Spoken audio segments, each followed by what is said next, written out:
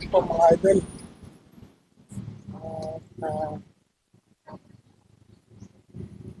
Dito ako ulit ngayon sa may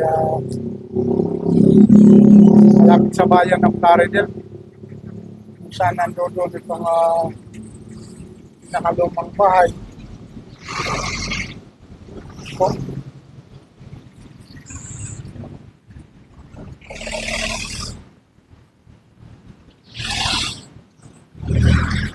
uh,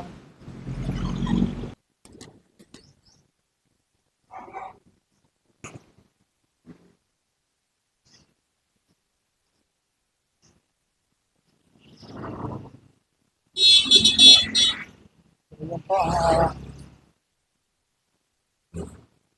nakalumang bahay ng Plaridel. Ito mga idol. May bandang likuran ko po.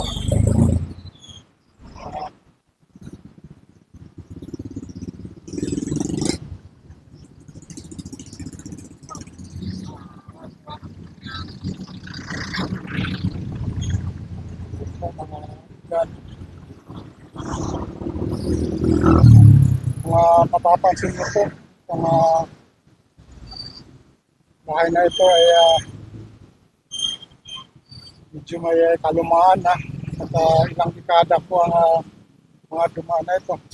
Ilang siglo na po ito.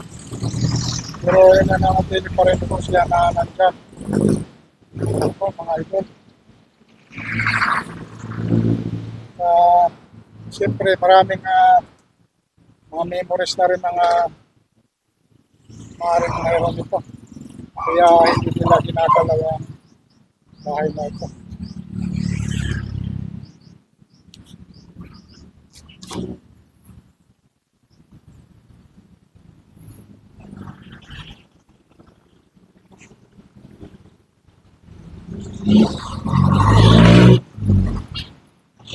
Kung mapapansin nyo guys,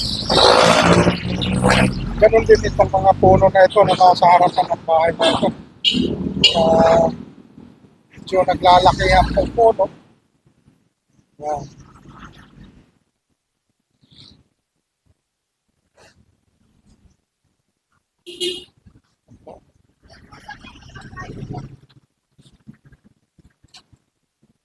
So, ito po. Sa may likuran ko rin, sa may makaluma rin buhat, bahay.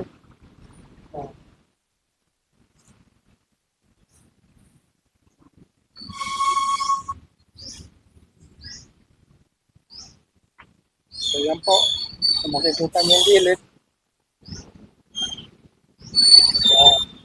Medyo may sira na rin po ito dahil sa marami na rin mga masamang panahon na dumaan. Bagyo at siyempre sa kalumaan na rin. Yes po. May kalakihan na itong mga puno na ito. Tsaka kung mapapansin nyo guys, yung kanyang bakod nito ay mga adobe pa rin. Yan. Kaya matibay siya. Yan.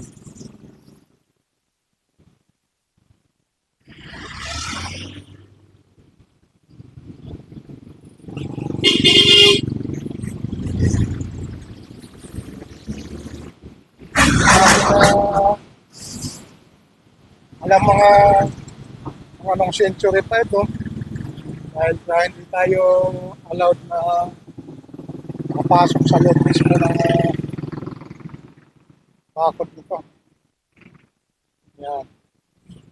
So hanggang dito lang po tayo sa may gilid ng karsada para pahanan ng itsura po ng bahay na ito. Okay, diretso po tayo doon sa may bandang kanan na yan. Yan. Yan. Yan ay papuntang bayan po ng Plaridel. Kaya dito naman po sa may bandang kaliwa. Papuntang crossing Malolos. So mga idol.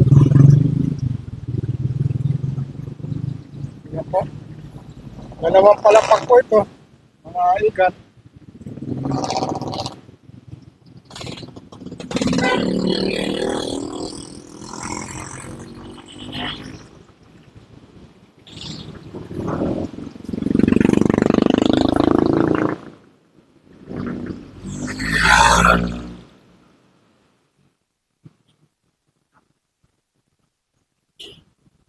So, yung taas po nito ay hindi na po natitirahan.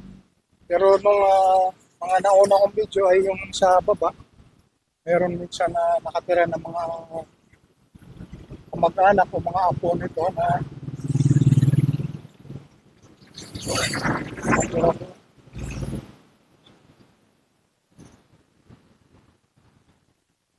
Ito mga idol. Diyan.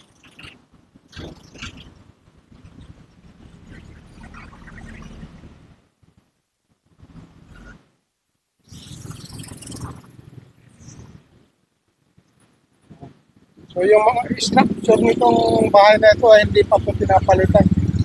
Mga anong itsura niya o mga materialis nito na ginamit, yun pa rin po ang nakakabit dyan. So hindi pa po ito nire-renovate. Medyo may kalumaan na po ang bahay na ito. Ang po mga idol. Uh, at medyo malaki po ang sakop nito. Uh, Kanyang lot area. Ako ang pinakabakot. Ulit na po ng bahay mo. Yan po mga ito. So, dahil ito po yung pinaka daanan galing Malolos, kaya maraming sasakyan po na wala.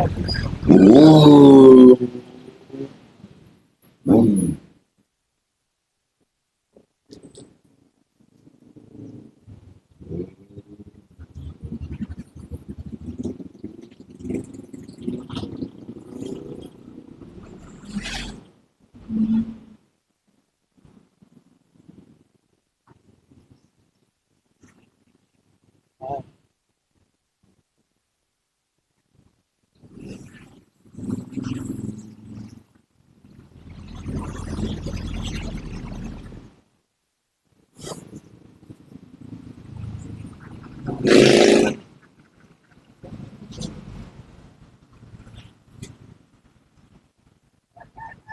at dito rin po sa may harap nito, mapapansin nyo guys, okay, medyo luma din. Mga sa may harap lang po ito ng mga bahay na ito. Di ganon din po. Wala pong nakatira. Pero yung kalahati po nito ay buhos ng ng concrete. O yung second floor lang po ang kahoy po dito. Pero halatang wala pong nakatira nito. Yan po. Puro mga baging na lang po ang nasa terrace. Ito mga idol. Yan.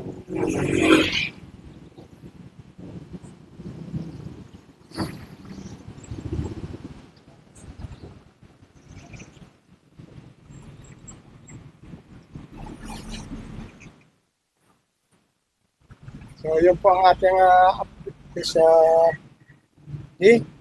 sana nagustuhan niyo ang aking video sa araw na ito. Sa mga solid supporters, solid viewers dyan at laging nakasubaybay sa aking mga videos. Maraming salamat po sa inyo lahat. Sa mga kapatid po natin na NSW dyan, pagmanahan sa ilok ng mundo. Yan, mag-iingat po kayo palagi at God bless na rin po sa inyo lahat.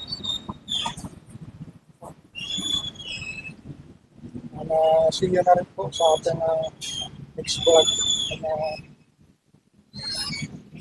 Thank you guys.